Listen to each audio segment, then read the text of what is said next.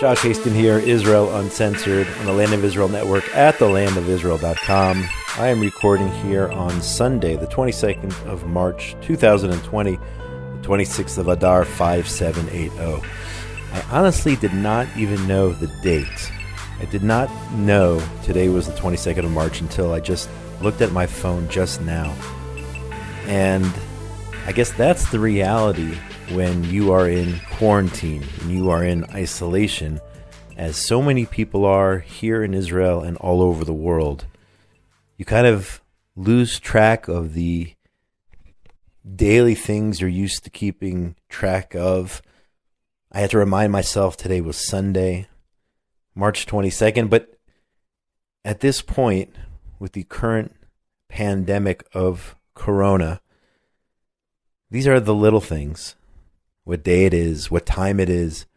When you're in a room, as I am right now, you lose track of the small things and you worry about other things like, when am I going to eat my next meal? What if I need a drink? What if I have to go to the bathroom and I'm actually in a room that has a bathroom attached to it? But there are just a lot of different perceptions and thoughts and feelings that you have when you are in this situation. And I'll explain how I got here. I mean, pretty much everyone I know here in Israel is in some form of quarantine, whether it's self-imposed, whether it's following the government regulations that are begging people, and I will add to that, begging people, do not leave your homes. Just stay home. Okay, I understand that you have to go out to buy food. You have to go to the pharmacy. And when you do these things, when you go out, keep your distance. Here in Israel, they're encouraging 2 meters, or I guess that's like 6 feet. But just listen to what the authorities are saying. It's not political. People are saying, oh, it's political. This is a Netanyahu plot to gain more votes. Come on. Prime Minister Netanyahu is calling the shots here in Israel, along with the Ministry of Health. Just listen to instructions. It was devastating to see some images in one of the coastal cities yesterday of people at the beach and just walking around like everything was fine. Everything is not fine for now. And who knows when it will be again. Maybe it'll be a month, maybe it'll be 18 months, worst case scenario. But listen to instructions. Listen to what is given to you from by your local authorities, those who are in charge. We have to be able to rely on those in charge during this crisis. So how I got here, I came back to Israel about 13 days ago, and I put myself into quarantine because I just got off a flight, and I knew that a mandatory quarantine was coming for anybody who came back from out of the country. But I got here before it started, so I did not have to be quarantined. So I spent about a day and a half in self-imposed quarantine and was minding my own business.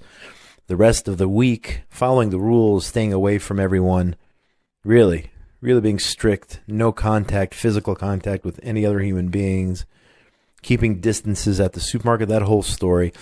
And then just 2 days ago, I lost track of the days already. On Friday, 15 minutes before Shabbat, I was scrolling down the Ministry of Health's information page about Corona in this current crisis, and they're monitoring everyone who has been infected. And I'll get to those numbers here in just a few minutes. And I saw that, lo and behold, on one of my recent planes, one of my flights, someone tested positive. So I called the Ministry of Health. I asked what to do, and they put me in isolation, quarantine, until Monday evening. So you're talking about Friday through Monday. There are people who've had to do a full 14 days. And here I am doing my 3 days. It's not easy. It's not easy being in basically 2 rooms, a bedroom, a bathroom, and a porch. That is what I have at my disposal.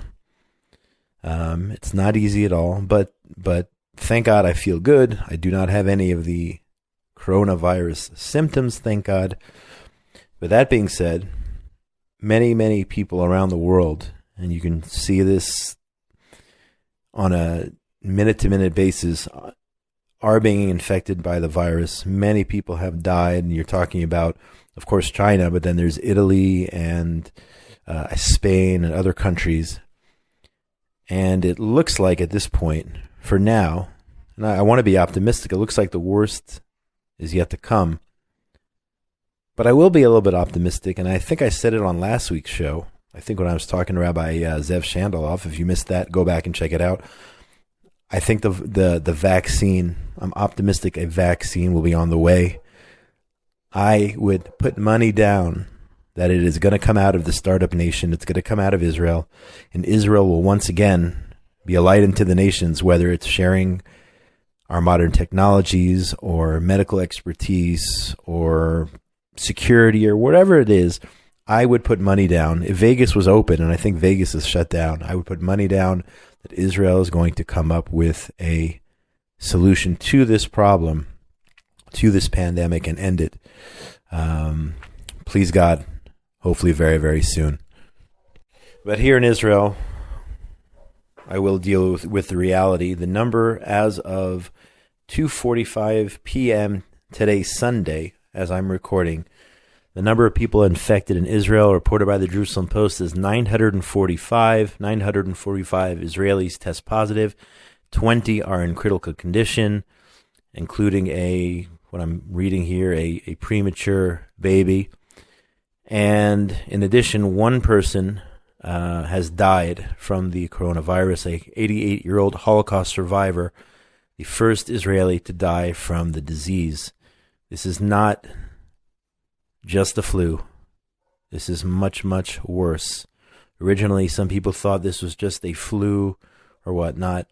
I mean, I also know people who have gotten the virus and have fully recovered with mild symptoms. That's also the case in certain situations, but this is no joke. And again, everyone should be following the rules.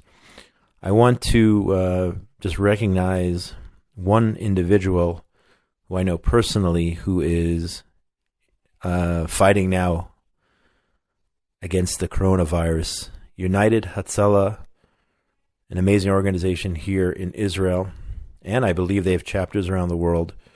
The organization's, I think his title is director, perhaps. The president, actually, Eliezer Ben Haim, who I've known well for a long time, who runs it's the country's second largest emergency medical service. He is in a Florida hospital. And here's the update here from United Hatzalah. Eliezer Ben Haim was put on a ventilator to assist in breathing this past Friday.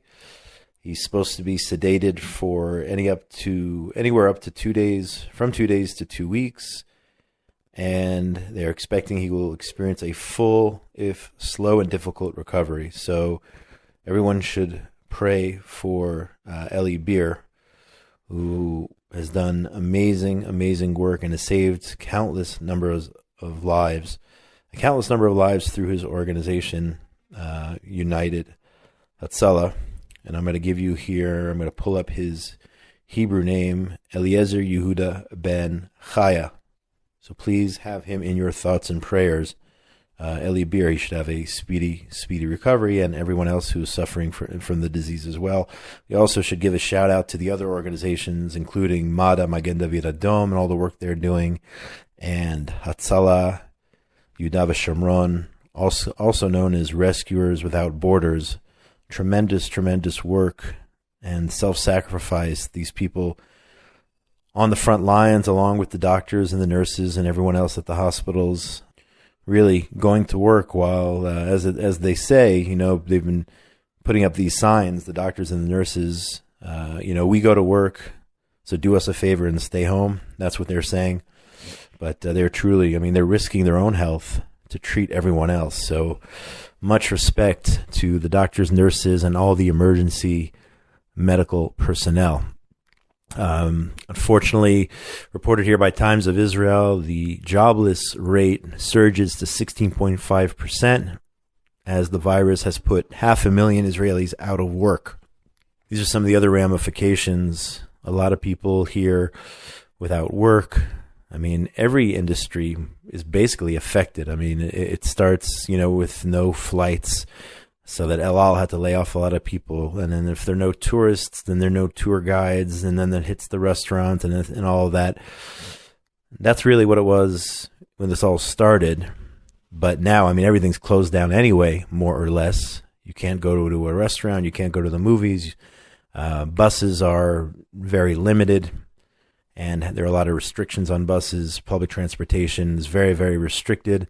And again, as I said initially, you can only basically go to the supermarket or pharmacy, or perhaps to drop off food at the home of an elderly person, your grandparents who are essentially quarantined just based on their age. They cannot come out. And they can't have any physical contact. It is potentially deadly. I mean, that's what Naftali Bennett, the defense minister, said on an internet video just the other night. More important, he said, than the social distancing, more important than anything else, he said, was stay away from your grandparents. Okay, I guess those over the age of, 65 or whatnot, do not get close to them, because just a hug from a family member, that could be fatal. So again, we have to listen to Minister Naftali Bennett. So that's what's going on here, folks. I'm not doing any interviews. I'm not troubling anybody this week, as basically the whole country's on, again, quarantine one way or another. I do want to give you, just a little bit of just amazing positive news and amazing images which I've seen over the last couple days. Number one is, if you haven't seen any of these videos yet, go check them out. El Al Airlines, even though they're barely operating, flying several planes all the way to Peru and also to India, I think Moldova and other countries where Israelis are stranded, and bringing them home. If you have about 5 minutes, go do a search for the videos of hundreds and hundreds of Israeli backpackers, post-army young kids there in Peru, who were rescued after El Al flew 43 hours there and back to bring Israelis home. What a country we live in. I don't know, correct me if I'm wrong, but I don't know of any other country willing to do what Israel did and pulling it off 43 hours in the air to bring back stranded Israeli hikers, bring them back home, where they're automatically going into a 14-day quarantine. But that's besides the point. It's better to be in quarantine here in Israel than stranded who knows where around the world. But a very, very emotional video. You can see them singing on that El Al flight, the passengers, the young kids basically, being brought back home. So that is, that is uplifting, and maybe images like that, scenes like that, will be what turns the tide in this fight against Corona. And here I'm talking from a spiritual sense. This is a plague from God. We don't know the reasons. If you are a God-believing person, which I am, and a God-fearing person, which I am, it's all from up above. And we have to play our role. We have to do what we can in order to stop this horrible, horrible virus from spreading around the world. But it's here for a reason, and anyone who tells you they know why, I think I said it last week also, anyone who tells you that they know why, all these crazy reasons, these so-called religious leaders claiming they know, they have the answer why this is happening, well, I wouldn't hold their opinion in high regard. But go check out those images. And just one other amazing story. In the midst of all this chaos, the J-Post reports that 24 new immigrants arrive from the U.S. on a Nefesh B'Nefesh flight. That's the organization that assists people, as they have been since 2002, assisting people to immigrate to Israel, Jews from the U.S., from North America. 24 people arriving in the country, immediately being put into quarantine. And I read an article on the J-Post about this, and it's what was so amazing is here are 24 immigrants. They're probably so unsettled. I know what it's like to make Aliyah. I actually immigrated even before the great people of Nefesh B'Nefesh were doing what they do to make the Aliyah process and the integration process that much more smooth. I'm sure these people don't even have bank accounts or ATM cards or, any basic service set up. But that being said, their neighbors, the neighbors of the people who just made Aliyah, had things waiting for them outside their doors, whether it was food or supplies or whatever else you need going into quarantine. And that sense of family and those expressions of togetherness and family, and that's really what this is at the end of the day. When you're stuck at home, you're with your family. So you spend, hopefully, if you're not fighting and tearing each other's hair out, hopefully you're spending time with your family and at home, making the best of a terrible, terrible situation, enjoying each other's company, having meals together. This past Shabbat, I couldn't be with my family, but just hearing Divrei Torah, words of Torah from behind the door here, it just is so encouraging. So, congratulations to those 24 Olim. Thank you very, very much to those neighbors and friends who are giving them support arriving in a new country here and being forced into quarantine. And just overall, we need to be optimistic. We need to be together, whether it's our immediate families or the nation of Israel or the world community. We need to be together as one and play our small part, even if it means just staying home, playing our small part in defeating this horrible, horrible pandemic. And please God, it will happen soon. My name is Josh Hasten. This is, we'll call it a special edition of Israel Uncensored on the Land of Israel Network at thelandofisrael.com. Recording for Sunday, actually for my Monday, March 23rd show, but again, today is Sunday. And honestly, I would not have even known March 22nd. Didn't know the day, didn't know the date. 26th of Adar, 5780, almost Rosh Chodesh Nisan.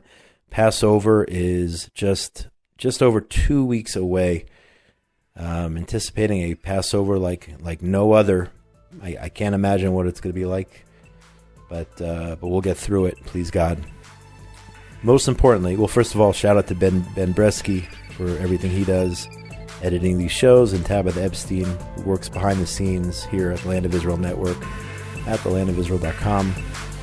Most importantly, wherever you are in the wonderful, wonderful world of ours, everyone out there, be safe. Please God, be safe. Shalom, shalom from Gush Etzion, Israel. This week on The Jewish Story with Rav Mike Feuer, Eli Cohen, our man in Damascus, Israel's greatest spy. Eli Cohen was being trained to go deeper into the Arab world than any other Israeli spy ever had. He carried with him a powerful miniature radio transmitter hidden in the false bottom of an electric food mixer. His electric shaver was a long-range antenna. Even his toothpaste tubes and jars of face cream were filled with chemicals to make high explosives. Join Rav Mike Feuer as he takes us through the Jewish story leading up to the Six-Day War on the Land of Israel Network at thelandofisrael.com.